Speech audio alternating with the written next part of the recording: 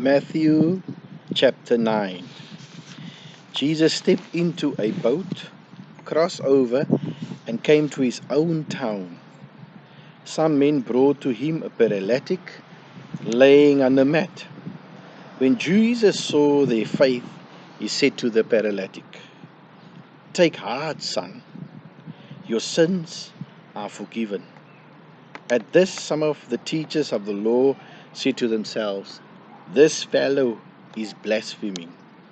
Knowing their thoughts, Jesus said, "Why do you entertain evil thoughts in your hearts?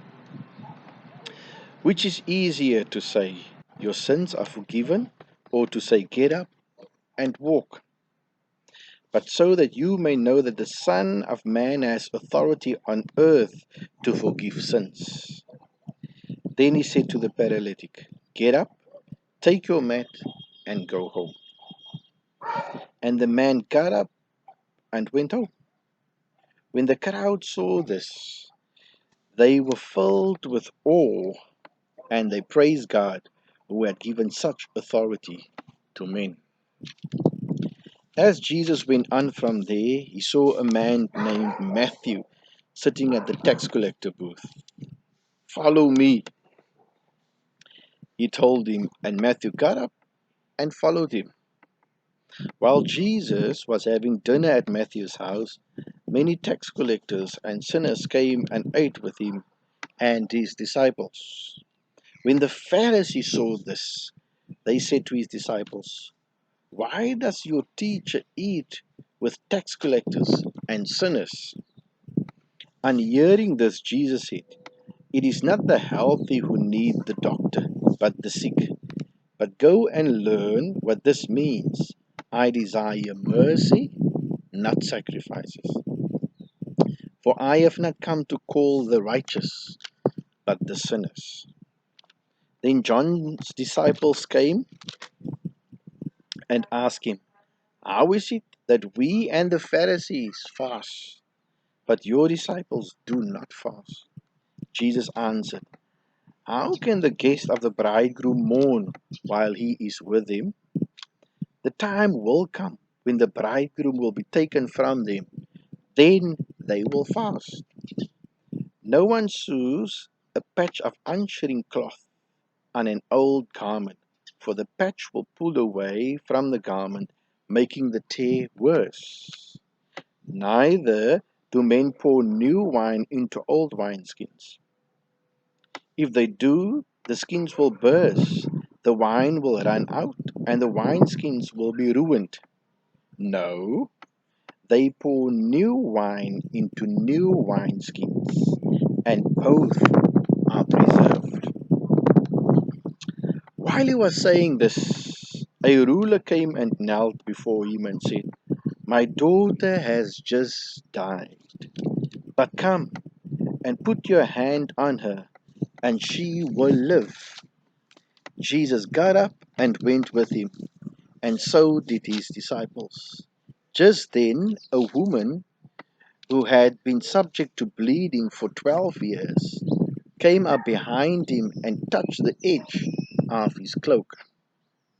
She said to herself, "If I only touch his cloak, I will be healed." Jesus turned and saw her. "Take heart, daughter," he said. "Your faith has healed you." And the woman was healed from that moment. When Jesus entered the ruler's house and saw the flute players and the noisy crowd, he said, "Go away. The girl is not dead but asleep." But they laughed, at him. After the crowd had been put outside, he went in and took the girl by the hand, and she got up. News of this spread throughout all that region.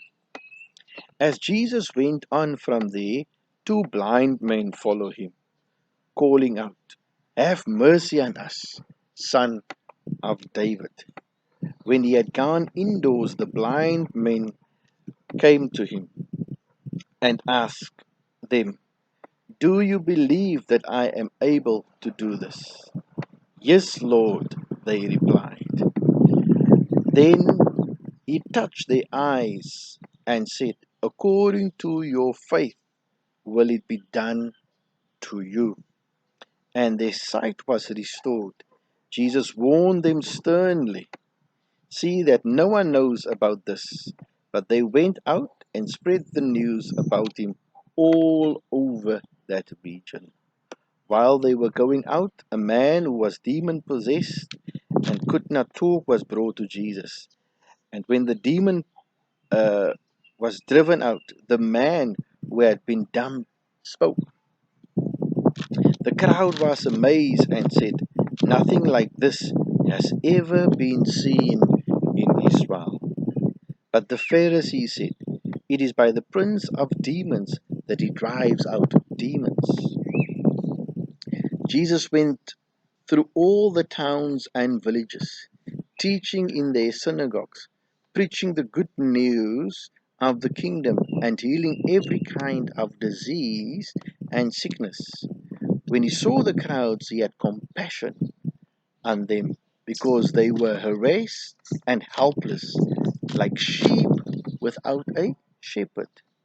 Then he said to his disciples, the harvest is plentiful, but the workers are few. Ask the Lord of the harvest, therefore, to send out workers into his harvest field.